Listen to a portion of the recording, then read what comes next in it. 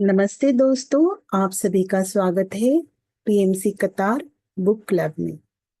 हम mind power अपने अनंत मन को जानो सेत विज्ञान बाय श्री वीवी रमना जी इस किताब का अध्ययन कर रहे हैं। अब हम मन की शक्ति में आगे बढ़ते हैं दोस्तों। चेतन मन आंतरिक दुनिया का एक हिस्सा है। चेतन मन का बाहरी दुनिया बनाने के लिए भौतिक घटनाओं और भौतिक स्थितियों के बीच प्रत्यक्ष और अप्रत्यक्ष संबंध है। यदि सीमित ज्ञान वाले विश्वासों को विफल नहीं किया जा सकता है, तो आंतरिक दुनिया से संदेश और ज्ञान पूरी तरह से चेतन मन के माध्यम से प्राप्त नहीं किया जा सकता है। इरादों और लक्ष्यों को चुनने में चेतन मन की भूमिका बहुत महत्वपूर्ण होती है। आपकी आंतरिक ऊर्जा आपके द्वारा अपने चेतन मन में बनाए गए विश्वासों, इरादों, आकांक्षाओं और आशंकाओं पर प्रतिक्रिया करती है और उन्हें बाहरी दुनिया में भौतिक घटनाओं में बदल देती है। चेतन मन त्रिआयामी स्तर पर भौतिक दुनिया और आंतरिक दुनिया के बीच एक सेतु, एक उपकरण के रूप में कार्य करता है। आंतरिक दुनिया बाहरी भौतिक दुनिया में चेतन मन की इच्छा को संतुष्ट करती है। जैसे जैसे आपके चेतन मन का दायरा बढ़ता है, वैसे वैसे आपकी कल्पना की क्षमता भी बढ़ती जाती है। कई भौ, कई भौतिक घटनाओं का अनुभव करने और कई कार्यों को करने से आपके ज्ञान का दायरा बढ़ेगा। जैसे जैसे आपका ज्ञान का दायरा बढ़ता है, वैसे वैसे आपका चेतन मन और काल्पनिक शक्ति भी बढ़ जाती है। आपकी भावनाएं इस बात पर निर्भर करेगी कि आप कैसे सोचते हैं। आपकी भावनाएं भी आपके विश्वास प्रणाली पर आधारित होती है।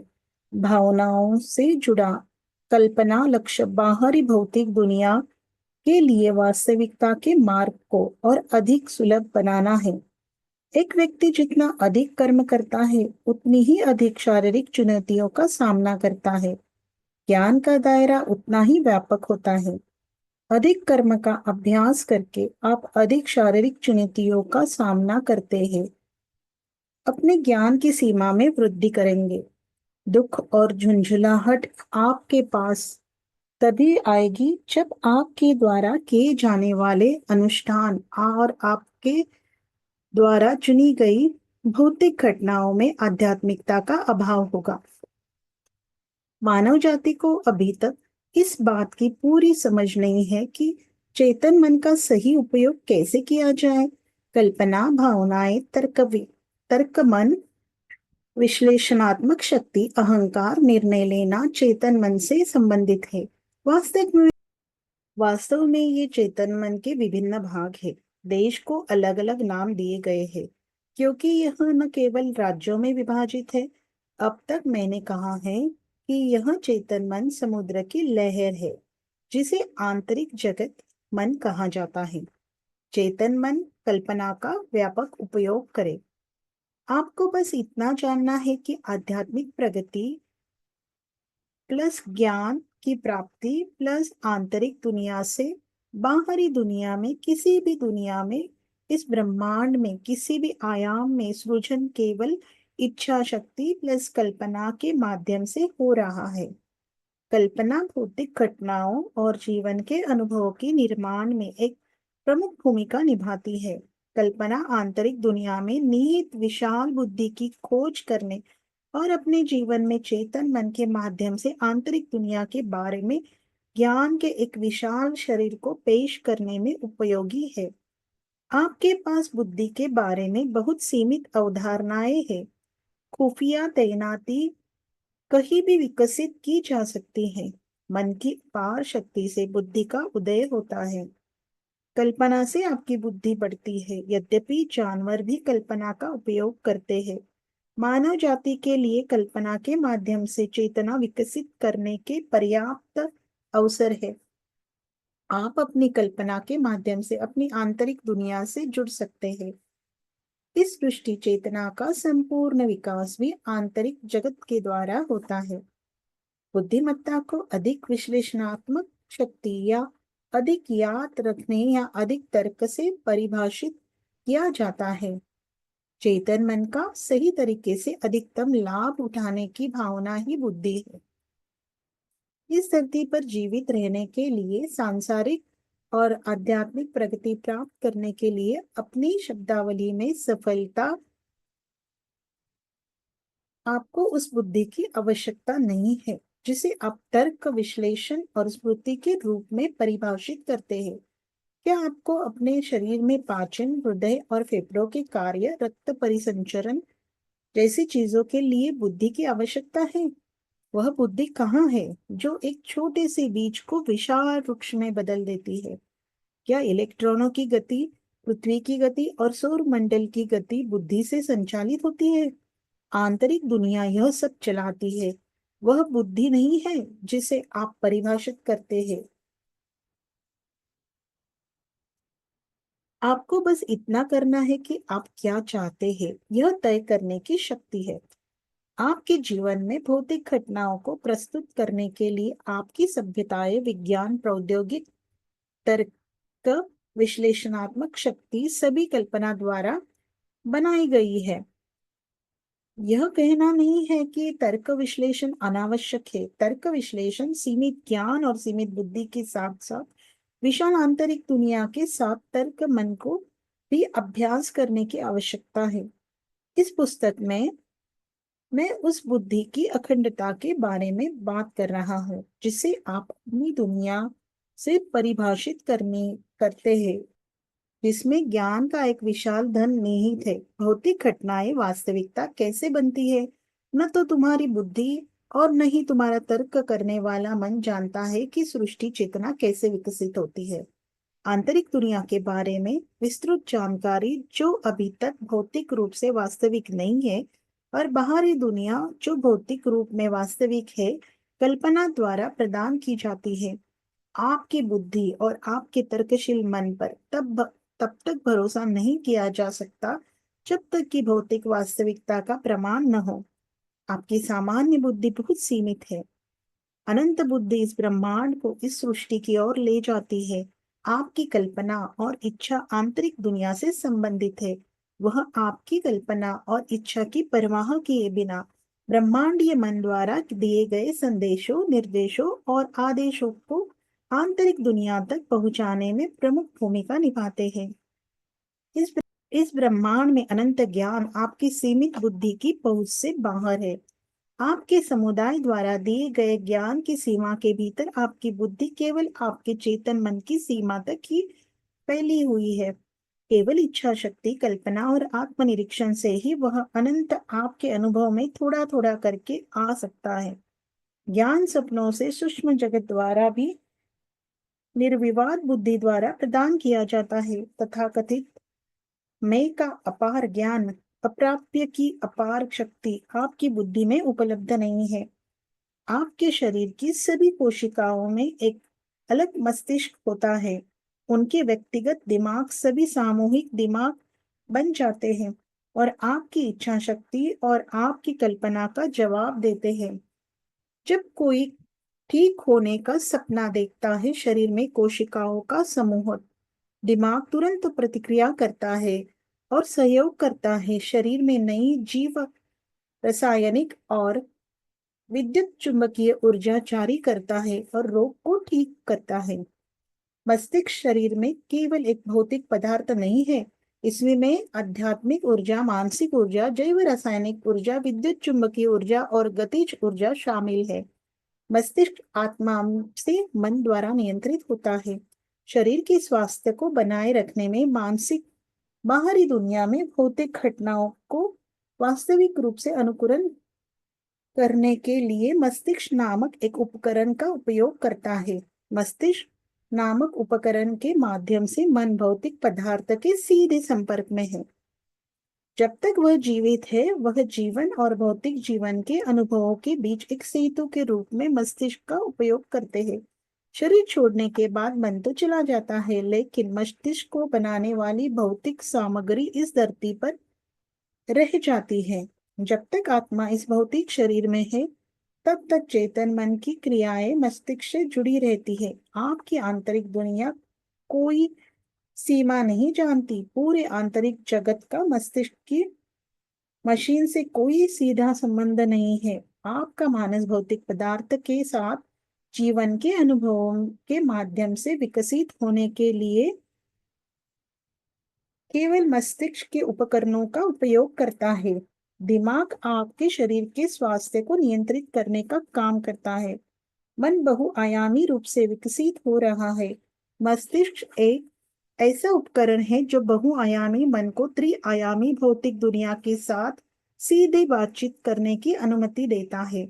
मन द्वारा आंतरिक दुनिया से भेजे गए संदेश आपके मस्तिष्क के माध्यम से संकेत प्रेषित करते हैं और आपको बाहरी दुनिया की भौतिक घटनाओं से जोड़ते हैं। इसी प्रकार बाह्य भौतिक संसार की जानकारी मस्तिष्क के माध्यम से आंतरिक दुनिया तक पहुंचाई जाती है। इस मस्तिष्क की आवश्यकता तब तक रहती है जब तक यह इस सांसारिक दुनिया के साथ मिलकर विकसित हो रहा है। आत्मा जो बहुआयामी है, भौतिक पदार्थों से जुड़े जीवन के अनुभवों की आदि है, जो त्रिआयामी समधरातल 3 डायमेंशनल प्लेन में पृथ्वी की ओर निर्देशित होती है। लेकिन जब आत्मा त्रिआयामी प्रणाली में एक जीवित इकाई के रूप में पैदा होती है, तो यह समय दूरी के ढांचे के भीतर कुछ मान्यताओं के अधीन होती है। अपनी आंतरिक दुनिया के भीतर अपनी अनंत शक्ति को भूल जाती है। आत्मा अपनी अपार आंतरिक शक्ति को भूल जाती है और सीमित ज्ञान के साथ त्रिआयामी समधरातल 3 डायमेंशनल प्लेन में समय दूरी के फ्रेम तक ही सीमित रहती है। मन में विश्वास की हानि को आपकी शब्दावली में भ्रम कहते हैं। जैसे जैसे आप आत्म जागरूकता में बढ़ते हैं, भ्रम धीरे धीरे दूर हो जाएंगे। इस भौतिक संसार में दुखी रहने के लिए, दिल की कमजोरी के साथ दुख का अनुभव करने के लिए कोई प्राणी पैदा नहीं हुआ है। आपको याद रखना होगा कि आप इस सांसारिक दुनिया में आत्म जागरूकता बढ़ाने और चेतना विकसित करने के लिए पैदा हुए थे। जान ले कि मैं आत्मा है जो बहुआयामी और बहुआयामी है। इस त्रिआयामी स्तर पर भी आपकी आत्मा में अपार शक्ति है। रासायनिक शिक्षा आपकी इरादों, इच्छाओं, कल्पनाओं, भावनाओं, आशाओं, आकांक्षाओं का आंतरिक दुनिया से बाहरी दुनिया की भौतिक वास्तविकता में परिवर्तन है। अपने भीतर की दुनिया की चाहत के कारण कैटरपिलर इतनी शानदार तितली कैसे बन जाती है? उसकी प्रक्रिया में आपकी इच्छाएं आंतरिक दुनिया से बाहरी दुनिया में भौतिक घटनाओं में बनती है। स्वप्न अवस्था में आपका मन अपनी ऊर्जा क्षमताओं का पूरा उपयोग करता है। जब कोई जाग रहा होता है तो वह समय दूरी के ढांचे में एक सीमित स्थिति में फिसल जाता है। सपने आपको यह संदेश देते हैं कि आपकी आंतरिक दुनिया में आपके दिमाग को जागृत अवस्था में भी अपनी पूरी क्षमता का उपयोग करने की अपार शक्ति है। सभी सांसारिक ज्ञान आपके मस्तिष्क की कोशिकाओं में संहिताबद्ध है। क्या आप बहादुर हैं? आपको बाहरी दुनिया से साहस नहीं दिया जाता है। बहादुर होने की कल्पना करें। अपने सामने आने वाले जीवन के अनुभवों के बारे में बहादुर होने की कल्पना करें। दूसरों के साथ व्यवहार करते समय बहादुर होने की कल्पना करें। आपकी आंतरिक दुनिया आपकी कल्पना के प्रति प्रतिक्रिया करती है और आपको बाहरी दुनिया से वास्तविकता प्राप्त करने की अनुमति देती है। क्या आपकी याददाश्त कमजोर है? स्मृति आपके डॉक्टरों या वैज्ञानिकों द्वारा प्रदान नहीं की जाती है। आपके आंतरिक विश्व मानस के माध्यम से स्मृति का विकास करने के अलावा और कोई रास्ता नहीं है। केवल आंतरिक मानस ही आपको स्मृति दे सकता है। जैसे जैसे आपकी गतिशीलता बढ़ेगी, आप और अधिक कुशल होते जाएंगे। बुद्धि का विस्तार होता जाएगा। मनोबल बढ़ाना ही अवसाद से मुक्ति का एकमात्र उपाय है। भूभौतिकीय दुनिया में सभी कलाओं और विज्ञानों में महारत हासिल करने के लिए अपनी कल्पना में महारत हासिल करना संभव है। मनोबल बढ़ाकर आप अपने मानस को अधिक उपयोग में भी ला सकते हैं। गंभीरता के बजाय मनोरंजन के लिए कल्पना का प्रयोग करें। गलत परिणाम प्राप्त करने के लिए इस बहुत गंभीरता से उपयोग न करें। यह आपको परिणाम की प्रतीक्षा करने के लिए बहुत अधीर बनाता है। जब कल्पना को गंभीरता से लिया जाता है तो आपका अंतर्ज्ञान ठीक से प्रतिक्रिया नहीं करता है। आपकी सारी बुद्धि और आपके सभी कौशल अंतर्ज्ञान से उत्पन्न होते हैं। आपके तर्क मन से आपके शरीर में हृदय फेफड़े को नियंत्रित नहीं किया जा सकता है। आपका तर्कशील मन एक कोशिका को भी नियंत्रित नहीं करता है। आपके मानस के माध्यम से आपके शरीर में अनंत रासायनिक प्रतिक्रियाएं, रासायनिक संयोजन और जैव रासायनिक प्रतिक्रियाएं होती हैं। जब आप एक पुरानी घातक बीमारी को ठीक करने के लिए दृढ़ होते हैं तो अनगिनत जैव रासायनिक क्रियाएं होती है और रोग ठीक हो जाता है। रासायनिक प्रतिक्रियाएं कैसे होती है? शरीर की स्वास्थ्य देखभाल प्रणाली को बनाए रखने में एंजाइम और हार्मोन कैसे स्रावित होते हैं, यह आपके विज्ञान के लिए अज्ञात है। अब तक आपके डॉक्टर यह पता नहीं लगा पाए हैं कि क्या बनाया जा रहा है। आपके शरीर में कुछ ही सेकंड में लाखों जैव रासायनिक प्रतिक्रियाएं और जैव रासायनिक संयोजन हो रहे हैं। आपका चिकित्सा विज्ञान वर्तमान में इतना पता लगाने और शरीर को उचित उपचार देने की क्षमता नहीं रखता है। कृत्रिम रूप से निर्मित रसायनों को आपके शरीर में गोलियों और इंजेक्शन के रूप में इंजेक्ट किया जाता है। यह आपके शरीर के स्वास्थ्य के लिए कितने अच्छे हैं। एलोपैथिक डॉक्टरों की इस प्रणाली ने इस उपचार दृष्टिकोण को आपकी मानव जाति तक पहुंचाया है। हर छोटी मोटी स्वास्थ्य समस्या के लिए डॉक्टरों के पास जल्दबाजी करने से बचे। अपने शरीर की अपार शक्ति को नजरअंदाज करना और यह विश्वास करना है कि यह आपके लिए अद्भुत काम करेगा, यह आपकी मूर्खता है। एक फोटोग्राफिक फिल्म पर विद्युत चुंबकीय बल द्वारा ध्वनि और छवियों को रिकॉर्ड किया जाता है। फिल्म को बिजली की आपूर्ति के माध्यम से प्रोजेक्टर की मदद से मूवी स्क्रीन पर दिखाया जाता है। यहाँ आंतरिक दुनिया की तुलना एक फोटो फिल्म से की जा सकती है और मूवी स्क्रीन की तुलना मस्तिष्क से की जा सकती है। आप अपने इरादों, इच्छाओं, आकांक्षाओं, आशाओं की तुलना विद्युत चुंबकीय ऊर्जा से कर सकते हैं और अपनी भावनाओं और विश्वासों की तुलना बिजली से चलने वाले प्रोजेक्टर से कर सकते हैं।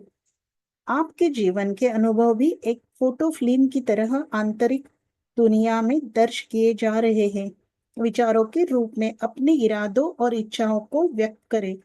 भावनाएं और विश्वास एक इलेक्ट्रिक प्रोजेक्टर के रूप में कार्य करते हैं और मस्तिष्क नामक एक फिल्म स्क्रीन पर आंतरिक दुनिया में दर्ज इरादों को प्रदर्शित करते हैं। भौतिक वास्तविकता मस्तिष्क नामक एक उपकरण द्वारा बनाई गई है और बाहरी दुनिया में भौतिक घटनाओं में तब्दील हो जा रही है, जो आंतरिक दुनिया से दिव्य चेतना की इच्छा से प्रेरित है। आपकी भावनाएं और मजबूत विचार तरंगे उस गति को नियंत्रित करती है जिस पर भौतिक घटनाएं आकार लेती है। आपकी भावनाएं मूवी प्रोजेक्टर की तरह गति को नियंत्रित करती है। जैव रासायनिक ऊर्जा के संबंध में शारीरिक रूप से आपका मस्तिष्क आंतरिक दुनिया और बाहरी दुनिया के बीच एक सेतु का काम करता है। हम जो कुछ भी प्रदर्शित करते हैं वह मूवी स्क्रीन पर दिखाई देता है। आपका मस्तिष्क अंतर्ज्ञान को परमाणुओं, अणुओं और जैव रासायनिक पदार्थों में बदल देता है। यह अंतर्ज्ञान है जो बहुआयामी है। हमारा शरीर मस्तिष्क नामक उपकरण द्वारा रूपांतरित होता है। मस्तिष्क अपने आप कुछ भी आरंभ नहीं करता है। भौतिक घटनाएं विद्युत चुंबकीय ऊर्जा से भरे भौतिक तथ्य है। यह इंटरप्लैनेटरी स्पेस से पृथ्वी की आवृत्ति के स्तर पर मस्तिष्क नामक एक उपकरण के माध्यम से निकल रहे हैं। आंतरिक दुनिया सभी के माध्यम से प्रतिक्रिया करती है। आंतरिक जगत में भौतिक घटनाओं का निर्माण स्वयं नहीं करता। सपनों में दिमाग अपना पूरी क्षमता का इस्तेमाल करता है। वही सपने आपको बताते हैं कि दिमाग का पूरा इस्तेमाल हो चुका है। सपने आपको बताते हैं कि मस्तिष्क में भौतिक घटनाओं को बहुआयामी से उग्र आयामों में बदलने की शक्ति है। आपके द्वारा सामना की जाने वाली सभी भौतिक घटनाएं त्रिआयामी स्तर तक ही सीमित है, केवल उस विश्वास प्रणाली के कारण जो आपने जागृत अवस्था और बाहरी जीवन में बनाई है। वास्तव में आप अपने शरीर को त्रिआयामी समधरातल 3 डायमेंशनल प्लेन से बहुआयामी स्तर तक ट्यून कर सकते हैं और अपने घर की दीवार के पार चल सकते हैं। आप किसी भी माध्यम में यात्रा कर सकते हैं। बहुआयामी स्तर पर कोई बाधा नहीं है। आपका सूक्ष्म शरीर यानक के माध्यम से यात्रा कर सकता है। इस भौतिक शरीर को भी उसी तरह पार किया जा सकता है। आपका तर्कशील दिमाग, आपका विश्लेषण आपको आपके आयामी दायरे में रखता है। मन के लिए कुछ भी असंभव नहीं है। इस ब्रह्मांड में सभी दुनिया की जानकारी आपके भीतर की दुनिया के मन द्वारा आपको संप्रेषित की जाती है। मेरे पिता के राज्य में अनेक लोग हैं। परमेश्वर का राज्य तुम्हारे भीतर है।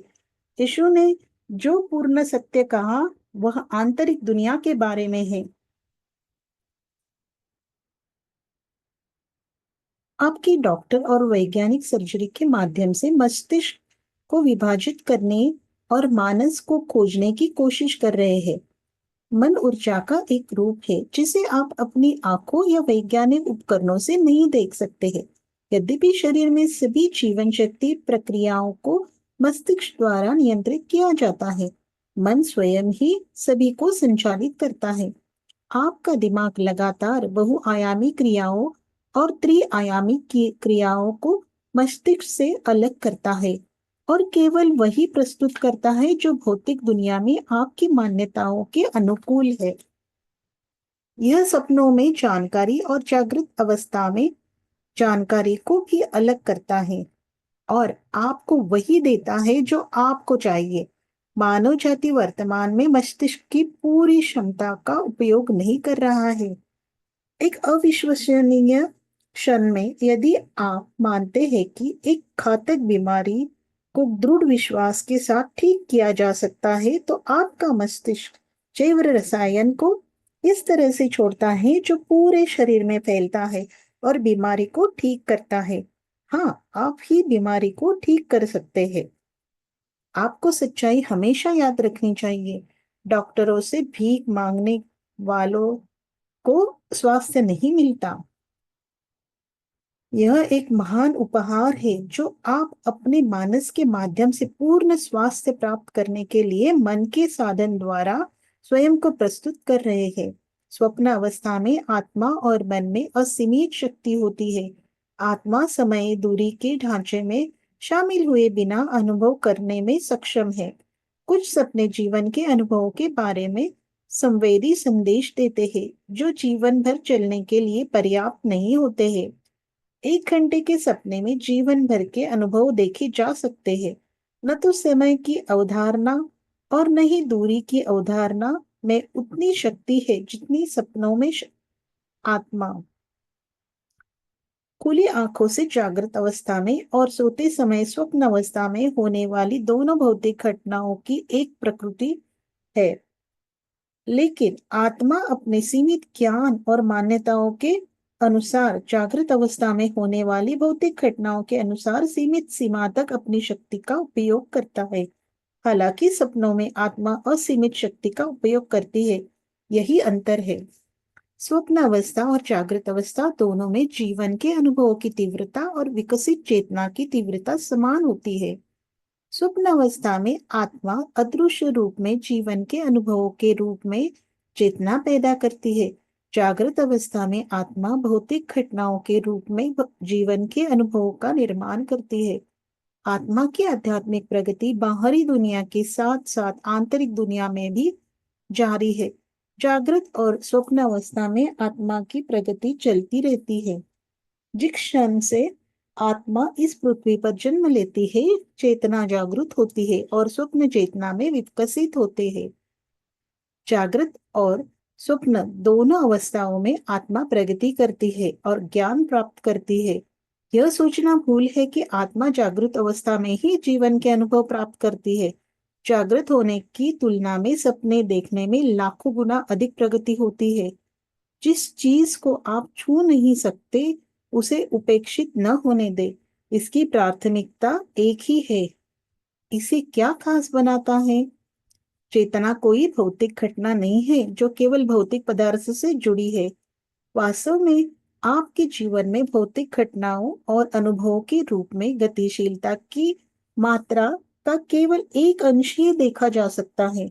बाकी पहाड़ी आंतरिक रूप से गतिशील रूप से विकसित हो रही है।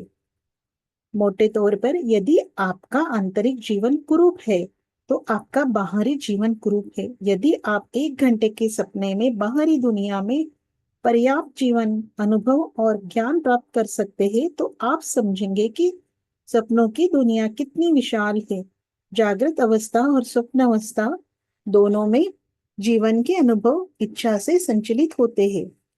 जागृत अवस्था में जीवन को देखने मात्र से आपको जो जीवन के अनुभव प्राप्त होते हैं वह बहुआयामी नहीं होते। जीवन को बहुआयामी समझना चाहिए। जागृत अवस्था के बजाय स्वप्न अवस्था में शरीर की स्वास्थ्य स्थिति में अधिक सुधार होता है। जागृत अवस्था में शरीर में जैव रासायनिक प्रतिक्रियाएं धीमी होती है और शरीर की स्वास्थ्य देखभाल प्रणाली को पूरी तरह से मजबूत नहीं करती है। स्वप्न अवस्था में शरीर की जैव रासायनिक क्रियाएं तीव्र गति से होती है। सपनों में नींद के दौरान शरीर को अपनी अधिकांश ऊर्जा और उत्तेजना प्राप्त होती है। मन सभी अवस्थाओं के जीवन के अनुभवों को अपने वाद्य यंत्रों के माध्यम से दर्ज करता है। मन मस्तिष्क को एक उपकरण के रूप में तब तक उपयोग करता है जब तक आत्मा इस सांसारिक दुनिया में अपना जीवन जारी रखती है। मनुष्य के लिए बुद्धि मन द्वारा निर्मित हुए मस्तिष्क वह नेटवर्क है जो खुफिया बनाता है। किसी भी कला या विज्ञान में पारंगत होने के लिए केवल ज्ञान को जगाना पर्याप्त नहीं है। उस कला या उस विज्ञान में महारत तब बढ़ती है जब स्वप्न जगत से और भीतर की दुनिया से प्राप्त ज्ञान को जोड़ा जाता है। वैज्ञानिक आइंस्टाइन को भी जो ज्ञान मिला वह सब उनके सपनों में आया। आइंस्टाइन गणित और भौतिकी में महान प्रतिभाशाली नहीं थे, लेकिन उन्हें सपनों से असीमित ज्ञान दिया गया था। मानस भौतिक घटनाओं को वास्तविकता बनाने में मस्तिष्क का पूरा उपयोग करता है। सपने सिर्फ मानसिक नहीं होते, बाहरी दुनिया में यानी भौतिक घटनाओं के आयामी स्तर पर भौतिक चीजों का निर्माण होता है। इसी प्रकार स्वप्न अवस्था में भी भौतिक घटनाएं भौतिक वस्तुओं का निर्माण कर रही है। स्वप्न अवस्था में होने वाली भौतिक घटनाओं के अलग अलग आयाम होते हैं। स्वप्न अवस्था में होने वाली घटनाओं को भी भौतिक घटनाओं के रूप में वर्णित करना पड़ता है। ऐसा इसलिए है क्योंकि जागृत और स्वप्न अवस्था में होने वाली भौतिक घटनाओं की प्रकृति समान होती है। अन्यथा जागृत अवस्था में होने वाली भौतिक घटनाएं चेतना के संयोग में भौतिक पदार्थ से संबंधित होती है। प्रकृति के अन्य आयामों के संदर्भ में स्वप्न अवस्था में पदार्थ की प्रकृति के लिए अलग अलग मानक है। भौतिक भौतिक संसार में जीव बिना सोए और सपने देखे जीवित नहीं रह सकते। जब तक स्थूल शरीर है, नींद आत्मा को आंतरिक दुनिया से जोड़ने और आपको भौतिक दुनिया में रखने का अपना कर्तव्य निभाती है। नींद की अवस्था के बिना कोई भी प्राणी त्रिआयामी भौतिक संसार में नहीं रह सकता है। अन्य लोगों से संबंध, इन अन्य लोगों से ज्ञान की प्राप्ति, ऊर्जा की प्राप्ति, यह सब सपनों से होता है। सपने आपकी बुद्धि का विस्तार करते हैं। जागृत अवस्था में आपको स्वप्न के माध्यम से अपनी समस्याओं और अपनी शंकाओं का संदेश प्राप्त हो रहा है। सपने भी जागृत अवस्था के भौतिक जीवन की भविष्यवाणी करते हैं। आपकी त्रिआयामी बुद्धि आंतरिक दुनिया की अनंत शक्ति अनंत ज्ञान का पता नहीं लगाती है। भौतिक घटनाएं आंतरिक दुनिया से बाहरी दुनिया में आपके इरादों, इच्छाओं और आकांक्षाओं के अनुसार प्रकट होती है। केवल आंतरिक इंद्रियां ही उन तंत्रों को जानती है जिनके द्वारा चीजें बनाई जाती है और वास्तविकता बन जाती है। आपकी त्रिआयामी बुद्धि के पास उन तंत्रों को जानने का कोई तरीका नहीं है। आप अपने जीवन में क्या चाहते हैं, इतना साफ साफ जान लेना ही काफी है। बाकी आपकी आंतरिक दुनिया द्वारा किया जाता है। आपके सभी इरादे, आकांक्षाएं, इच्छाएं आपके दिमाग से विचारों के रूप में निकल रही है। प्रत्येक विचार भी इस ब्रह्मांड में एक तल में प्रवेश करता है और वहां वास्तविकता पाता है। आपको यह जानने की जरूरत है कि विचार विद्युत चुंबकीय तरंगों की ऊर्जा है। आपको जीवन में अपने उद्देश्य के बारे में स्पष्ट होना चाहिए। वह स्पष्टता आपके भीतर की दुनिया की ताकतों को प्रेरित करती है। आपकी प्रामाणिकता पर आधारित ज्ञान इस पूरी सृष्टि का मार्गदर्शन नहीं करता है। अनंत बुद्धि सभी जीवित प्राणियों की आंतरिक दुनिया में है और इन सभी प्राणियों के निर्माण का मार्गदर्शन करती है। वह अनंत ज्ञान निम्नलिखित का मार्गदर्शन करता है। आपकी पृथ्वी सूर्य के चारों ओर घूमती है और सौरमंडल पूरे ब्रह्मांड में अन्य आकाश गंगाओं से प्रकाश उत्सर्जित करता है। बीज एक महान वृक्ष में विकसित होता है। आपके द्वारा खाए जाने वाले भोजन को जैव रासायनिक ऊर्जा में परिवर्तित करता है। आध्यात्मिक ऊर्जा सभी जीवित प्राणियों को बदल देती है और एकजुट करती है। आपको अपनी आध्यात्मिक प्रगति या अपनी चेतना के विकास के लिए खुद को समर्पित करना होगा। चट्टानें, पहाड़, नदियां, खाड़ियां, घास, पेड़, जंगल, खनिज, कीड़े, जानवर, पूरी मानव जाति, सारी प्रकृति आपकी मदद कर रही है। आपको अवसाद, उदासी, अपराध बोध, भ्रम के साथ नहीं रहना है। यह स्पष्ट रूप से जानने के लिए पर्याप्त है कि आप क्या चाहते हैं और आपके पास कल्पना, भावनाएं और आत्मविश्वास है। आपकी आंतरिक दुनिया आपकी वास्तविकता बनाने के बारे में है। इस इसके लिए महान बुद्धि या महान पदों की आवश्यकता नहीं होती है। आपको बस इतना करना है कि उन्हें जारी रखने के लिए उन्हें आउटलेट और समर्थन देना है। जैसे जैसे यह बढ़ते हैं वैसे वैसे आपकी सबसे उत्कृष्ट लक्ष्यों को चुनने की क्षमता भी बढ़ती है। कोई पुरुष, कोई महिला, कोई आध्यात्मिक शिक्षक, कोई भगवान आपको घुटने टेक कर अपनी आध्यात्मिक प्रगति के लिए अनुरोध नहीं करना चाहिए। हमेशा उठो और जियो। अगर कोई आपको मदद की पेशकश कर रहा है तो वह खुद को ऊपर उठाने के लिए है, आप नहीं। यह अभी यह भी जान ले कि अगर आप दूसरों की मदद कर रहे हैं तो आप खुद को भी ऊपर उठा सकते हैं। समस्त सृष्टि के समस्त जीवों में एकता एवं सहयोग है। सच्ची आध्यात्मिकता आपकी स्वाभाविक प्रवृत्ति से आध्यात्मिक प्रगति करने की क्षमता है और सभी जीवों को अपनी स्वयं की प्रवृत्ति का उपयोग करके स्वतंत्र रूप से आध्यात्मिक प्रगति करने में मदद करना है। संपूर्ण मानव जाति एक समस्त मन को प्राप्त करे। धन्यवाद दोस्तों। ये मन की शक्ति का आखिरी भाग था। कल फिर मिलेंगे हम नए सेशन में।